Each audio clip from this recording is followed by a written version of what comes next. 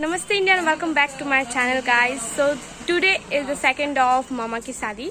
तो first day में हल्दी और कुछ प्रोग्राम हुए और आज है घृतधारी। तो मटकोर होगा, घृतधारियों के बहुत सारे फंक्शन होंगे। तो आज मैं आप लोग सभी को ये दिखाऊंगी। आज मेहंदी भी लगेगा और कल होगा बारात। तो आप मेरे चैनल के साथ जुड़े रहिए, मेरे वीडियोज़ को लाइक कर दीजिए, मेरे चैनल को सब्सक्राइब कर दीजिए और देखिए मेरे मामा की शादी को। ये देखिए यहाँ रस्म हो रहा था लगन भरी का रस्म इसे कहा जाता है। जिसका भी विवाह होता है वो यहाँ बरी को जो है वो सूप पर पारते हैं। ऐसा तो सबके यहाँ अलग अलग नियम होते हैं, पर ये उड़द पीसकर महिलाएं जो हैं वो उड़द पीसती हैं, जो मैंने प्रीवियस वीडियो में आप लोग को दिखाया था। तो उसका ही यहाँ बरी पारा जाता है। उसके बाद मामा का जो काम था वो ख़त्म हो गया। तो फिर यहाँ जितनी भी सुहागनें बैठी रहती हैं एक दूसरे को सिंदूर लगाती हैं। तो मेरी बड़ी मासी ने मेरी माँ को पहले सिंदूर लगाया, फिर ये मेरी माँ के बाद वाली मासी हैं उनको सिंदूर लगाया, और फिर इसी तरह सभी सुहागनें एक दूसरे को सिंदूर लगाती हैं।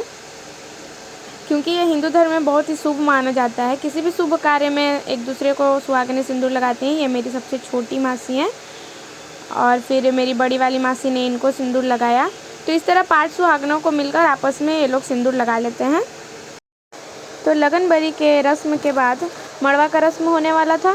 तो हम लोग सभी लोग छत पे चले आए थे। इसमें पता नहीं कैसे कैसे होता है, पंडित जी फिर आए थे, करवाए थे, घर के लोगों ने खुद मिलकर भी किए थे घर के लोग।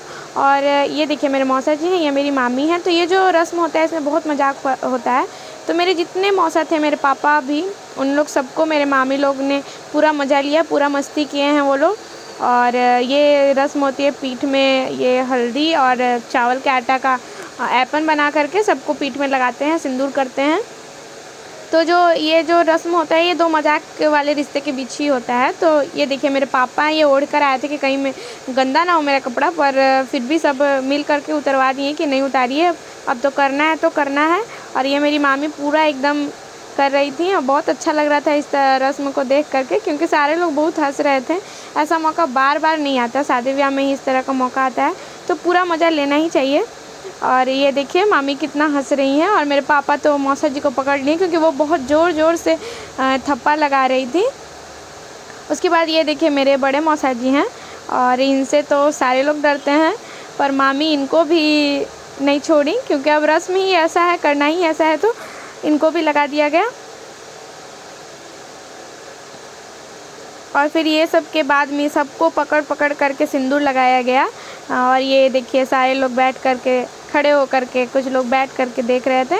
और ये मेरी छोटी बहन है। तो यहाँ हो रहा है मड़वा का काम, अब फाइनली ख़त्म हो जाएगा। और इसके बाद देखिएगा फिर कि मेरे मौसा जी को पकड़ के सब किस तरह से सिंदूर लगाती हैं मेरी मामी, मेरी मासी खुद मिल करके। ये तो लगवा ही नहीं रहे थे कि नहीं नहीं मैं नहीं लगवाऊंगा, और ज़बरदस्ती किस तरह से करके पूरा गुस्सा हो गए थे। लगवाने का तो नाम ही नहीं था। फिर सारे लोगों ने उन्हें पीछे से पकड़ा कि नहीं लगवा लीजिए, क्योंकि ये सब मौका बार बार नहीं आता। एकदम नाम ही नहीं ले रहे थे लगवाने का। तो फिर कैसे कैसे करके ये देखिए मेरी छोटी मासी जो है मेरे मौसा जी को पकड़े हुए हैं, क्योंकि जीजा साली का रिश्ता है तो सारे लोग पूरा मज़ा ले रहे हैं। और मेरी मौसी तो बहुत खुश थी कि मेरे हस्बैंड को सिंदूर लगाया जा रहा है, वो तो पूरा खुश थी कि हाँ लगवाइए लगवाइए। और फिर सारे लोग जितने भी मेरे मौसा जी, पापा, तब जिसे कहते हैं कि साढ़ू लोग, सब एक जगह खड़े थे। और एक इसमें मेरे मामा हैं और सारे लोग खड़े होकर फ़ोटो खिंचवाए वहाँ पे। और उसके बाद सबका जब ये रस्म पूरा हो गया, सभी जो मड़वा का रस्म था वो सब पूरा हो गया, तो उसके बाद दूसरे रस्म के लिए सारे लोग जाने लगे। शादी ब्याह में यही सब मस्ती तो देखने को अच्छी लगती है, क्योंकि सभी जगह अलग अलग तरीक़े से होते हैं। हमारे यहाँ कुछ होता है रस्म, किसी और के यहाँ कुछ होता है रस्म। तो इस माध्यम से हम देख पाते हैं कि हमारे भारत में अलग अलग तरीक़ा का कल्चर है। तो जिसे कहते हैं कि विविधता में एकता, तो अलग अलग विविधता है और फिर भी एकता है, जिसे देखने में बहुत अच्छा लगता है। और शाम को मटकोर का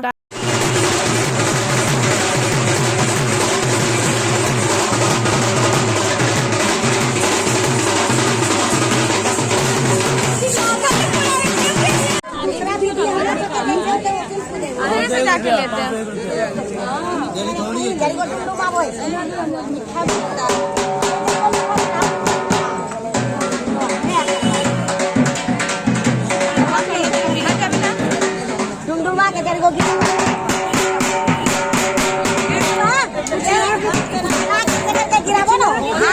छला के ऐसे गिरा दिया टुमटुमा के।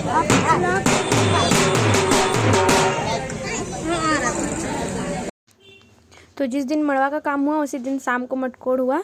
तो ये एक अलग तरह का रस्म है जिसमें ढोल पुजाना जिसे कहा जाता है। तो जो भी आते हैं ढोल बजाने वाले उनका ढोल पुजाता है, उसके बाद वो बजाना स्टार्ट करते हैं और सभी लोग मटकोड़ के लिए जाते हैं।